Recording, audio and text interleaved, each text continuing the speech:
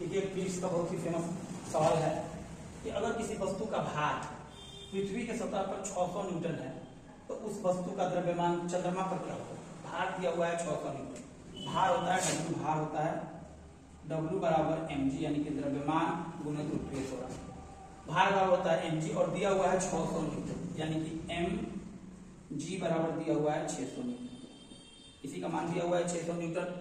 g का मान आप जानते हैं, g का मान इससे होता तो है छोटा g 9.8। लेकिन सवाल बनाते समय आप ध्यान में रखें कि यदि कोई चीज नहीं दिया हुआ है पॉइंट में तो हम g का मान 10 ले सकते हैं। तो आप यहाँ पे g का मान 10 रख सकते हैं। तो m गुना 10 बराबर 600 न्यूटन। अब यहाँ m बराबर ये 10 इधर जाएगा, कटा देगा।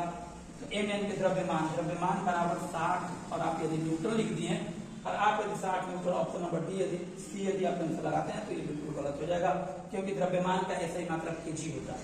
तो हमारा आंसर 60 केजी आएगा, 60 केजी आएगा, जो कि ऑप्शन नंबर किसी में नहीं है। तो none of these option number D बिल्कुल सही आंसर होगा। ये आपको ध्यान रखना है कि द्रव्यमान पृथ्वी पर हो या कहीं भी द्रव्यमान कभी नहीं बदलता है। किसी भी वस्तु को कहीं भी ले जाइएगा तो सिर्फ परिवर्तन भार में होगा।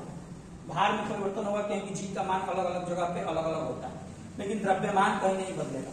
तो 600 न्यूटन का वस्तु है पृथ्वी के सतह पर, इसका द्रव्यमान पूछा है चंद्रमा पर तो 60 केजी होगा द्रव्यमान।